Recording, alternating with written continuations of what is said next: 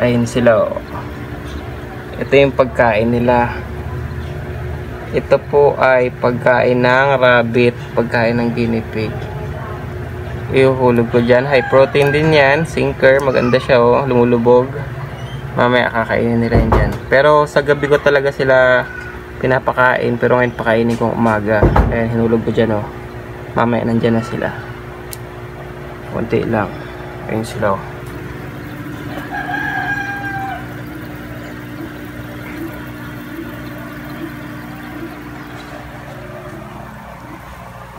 Ito pa.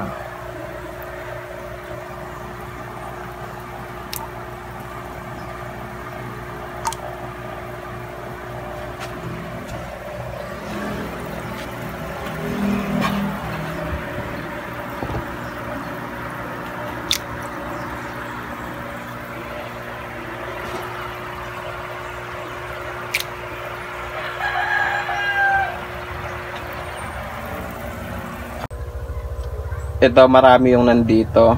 Ayan. Marami sila dyan. Ayan o. Marami. Ayan. Lagi ang pagkain. Ayan. Mamaya pag-iipunan nila yan dyan. Tignan natin yung ano. Yung dalawang klase nandito sa akin. Dalawa. Meron ako ito.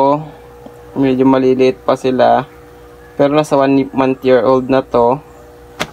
Kuha ko ng coins. Ilagay ko dyan. Tignan ko gaano sila kalaki. Ayan. Ito, piso. Piso. Tignan natin gaano sila kalaki. Ayun yung piso nandun. Pansinin nyo. Ayan. Eh, tumabi pa siya sa piso. Malaki lang yung mga hipon ng konti sa piso. Ayan sila. Pero dito sa kanila merong mga fast grower. Merong mga mas mabilis lumaki na 1 month pa lang, pero magulat ka, merong nakahiwalay na akala mo 2 months na yung edad, pero kasi edad lang nila yun. Mga fast grower.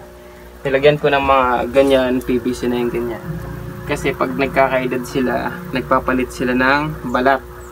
At yun, nagtatago sila sa mga gilid-gilid niyan, mga gilid-gilid dito, para yung balat nila na bago, malambot pa kasi yun, di pa na-develop, di pa tumitigas. Itatago nila yun, iingatan nila. Yun, kada lumalaki siya, nagpapalit silang balat. Kumakain na. Ayan. Ayun mga guys. So yun, yun nandito sa akin. Meron tayo ditong black na ulang, tsaka yung blue na ulang. Yun yung dalawang klase na nandito sa atin. Kung gusto nyo mag-order din ng mga ganyan, may ilagay akong link dyan sa description. Dyan pwede kayong bumili ng mga post larvae, ng mga similya. Kasi kumbaga sa tilapia, di ba tawag fingerlings sa maliliit. Dito naman post larvae. Ayan. May ilagay ako dito sa description dyan. Tignan nyo lang. Yung link na yan, nandyan yung mga group ng mga ulang breeders, at para makapili kayo kung anong gusto nyo lahi ng ulang, yung itim ba o yung kulay blue na ulang. Yan. So yun, dito meron pa ako ditong mga post larvae. Maliliit pa talaga sila, pero nasa 10,000 pieces yun nandito sa atin.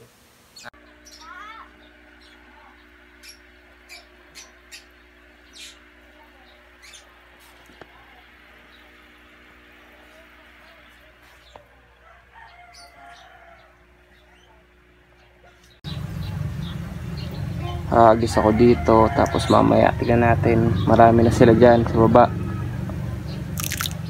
Ayan, nilagyan kong ganyan. Ayan, makansan may mga net dyan, kasing mga ulang na post larvae, mahilig silang umibabaw. Medyo malalim kasi ito, makakapagpunta-punta sila dyan sa medyo mababaw. Ayan yung purpose ng net na yan.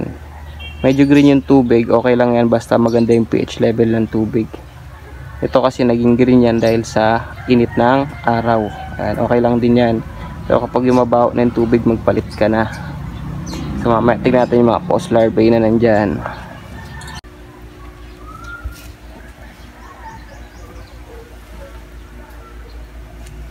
Walang laman.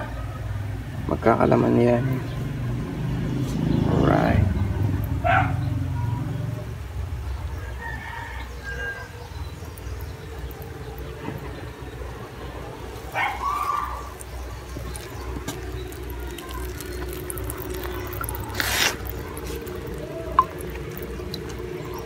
Yan ang post larvae. Ayan, maliliit pa talaga sila. Post larvae. Bale, ito yung mga ganito natin. Ay nasa 10,000. Maliliit pa sila masyado. Ayan, kinain nila yung pagkain nila. Ayan o. Kukulit. Ayan, post larvae po tawag dyan. Ayan, may net.